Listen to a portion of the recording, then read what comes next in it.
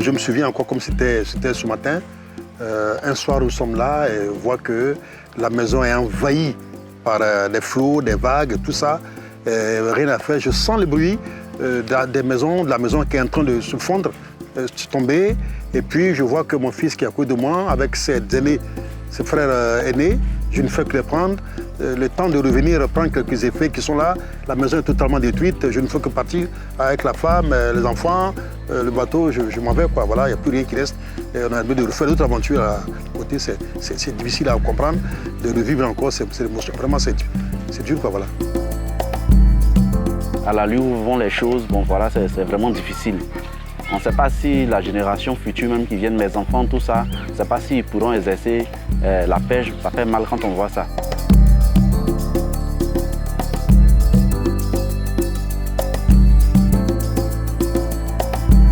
J'ai fait cette plantation pour que je puisse subvenir à mes besoins, pour aider les enfants d'avenir. Quand on faisait la plantation, le régime était vraiment gros, c'était beau à voir. Parce que la pluie était en abondance. Mais de nos jours, la pluie a diminué. Je suis inquiet pour les enfants. Est-ce qu'il y a de bons régimes comme avant? Et à l'étang, il pleuvait beaucoup. Il y avait les gros régimes par rapport à maintenant. Il y avait les arbres, mais maintenant on a tout coupé. Puis mettre les palmiers. Quand vous voyez la poussière, vous savez que vraiment, on manque de pluie beaucoup. Je suis venu m'installer à 20 ans de cela. Avec ma famille, les protéger, les mettre à l'abri. Je suis ce toit-là. Celle-là, elle était là quand elle était toute petite. Elle a grandi, mais voilà.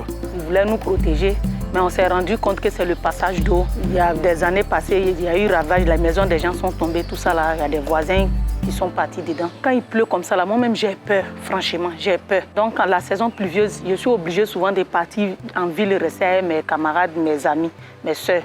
On est obligé de faire avec. L'inventaire forestier et faunique national, débuté en janvier 2019, vient de se terminer. Malgré le contexte mondial très particulier lié à la crise sanitaire, le ministère des Eaux et Forêts et l'ensemble des intervenants du projet ont réussi à réaliser cet inventaire en 2 années et demie. Pour la réalisation de ce projet ambitieux, le ministère des Eaux et Forêts a reçu des fonds de l'Agence française de développement à travers le programme Contrat de désendettement et de développement. Ce dispositif a fait preuve d'une grande efficacité. Le financement global de l'inventaire forestier et faunique national est d'environ 4 596 millions de francs CFA. ONF International, en consortium avec l'Institut national de l'information géographique et forestière français, IGN et IGNFI, ont été chargés, en tant que maîtres d'œuvre, de réaliser cet inventaire pour le compte du ministère des Eaux et Forêts. Leur partage d'expertise et leur savoir-faire en matière de protocoles techniques, de suivi et contrôle des inventaires de terrain, de traitement et d'analyse des données, de capitalisation et de communication va être évidemment très bénéfique au ministère des Eaux et Forêts pour les prochaines séances. Dans le cadre de la coopération avec ONFI sur le projet d'inventaire Côte d'Ivoire, l'IGN a été sollicité sur de l'expertise dans plusieurs domaines. Une expertise sur l'aspect chaîne de collecte de données, de traitement de données sur le terrain, de l'expertise sur la mise en place des bases de données de l'inventaire forestier et faunique ivoirien, comment on passe de ce plan d'échantillonnage, de la collecte qui a eu lieu pendant 2 ans, à des résultats statistiques à l'échelle du pays. L'état des lieux des forêts en Côte d'Ivoire montre une nette tendance à la déforestation et à la dégradation de la ressource. La forêt ivoirienne est passée de 7,8 millions d'hectares en 1990 à 2,9 millions d'hectares aujourd'hui, soit un taux annuel de déforestation de 2,8%. La couverture forestière est de 9% sur l'ensemble du territoire ivoirien et de seulement 13% dans les forêts classées. Les forêts denses n'occupent que 1,3% du territoire national. 85% de ces forêts denses étant localisées dans le parc national de Taï, qui reste un massif forestier exceptionnellement bien conservé en Afrique de l'Ouest. Les plantations forestières occupent 0,3% du territoire national et 1,7% des forêts classées. Le développement rapide des productions agricoles dans les années 60 en Côte d'Ivoire a entraîné un diffusion massif des forêts ivoiriennes remplacées par des cultures de cacaoyers, de caféiers, de palmiers à huile, de via, etc. Plus de 57% du territoire national est occupé par l'agriculture, avec 22% de plantations de cacaoyers et 35% d'autres activités agricoles. Il faut noter que 36% de la surface des forêts classées sont occupées par des plantations de cacaoyers, plus de 50% dans les forêts classées du sud du pays. Dans les surfaces forestières restantes, dans les forêts classées du sud, les essences commerciales exploitables sont devenues très rares et localisées dans quelques massifs. Quant à la faune, il est aujourd'hui reconnu que son avenir est compromis. Il y a eu de fortes pressions sur les mammifères par le braconnage et également par la destruction de leur habitat. De nombreuses espèces fauniques sont menacées. L'IFFN, couplé aux inventaires menés par l'OIPR dans les parcs nationaux, ont permis d'observer 119 espèces. 18 espèces de mammifères terrestres ont été recensées sur la vingtaine intégralement protégée en Côte d'Ivoire. 26 espèces inscrites sur la liste rouge de l'UICN ont été recensées, dont 11 espèces en danger et 3 espèces en danger critique d'extinction. Pour la moitié de ces espèces, peu d'observations ont été faites, ce qui montre une situation très dégradée de la biodiversité animale, particulièrement pour les chimpanzés et les éléphants.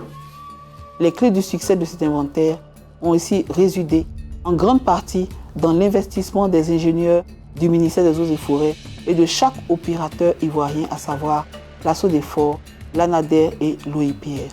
Le ministère des Eaux et Forêts tient à les remercier pour leur engagement. Le ministère tient également à remercier les populations pour l'accueil qu'elles ont bien voulu réserver aux agents lors de leur visite.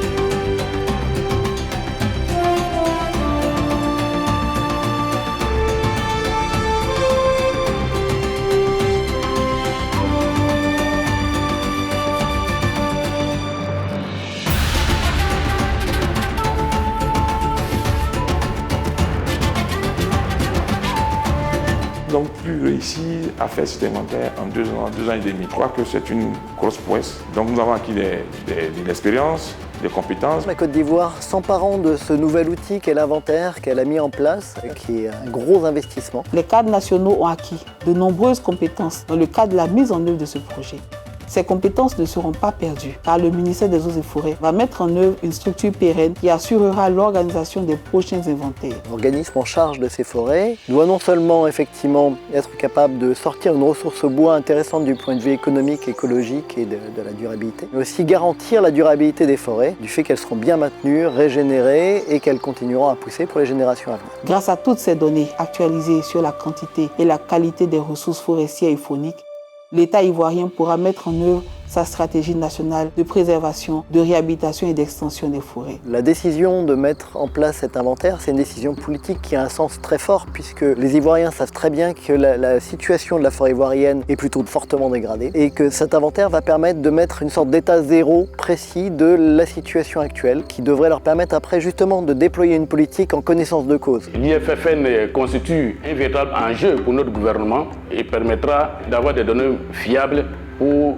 le respect de la biodiversité en Côte d'Ivoire. Je dois participer à ce projet, un projet stratégique pour mon pays. Je suis fier et aujourd'hui, je pense que ce sera une référence pour la Côte d'Ivoire et moi, j'en tire une grande fierté. La Côte d'Ivoire possède toujours un potentiel en termes de ressources naturelles, mais il est impératif aujourd'hui de mieux le gérer et le protéger pour les générations futures. Les efforts fournis ne doivent pas être vains et nous devons continuer à porter ce projet de reconquête forestière afin que la Côte d'Ivoire retrouve demain sa place parmi les nations référentes en termes de gestion des écosystèmes forestiers.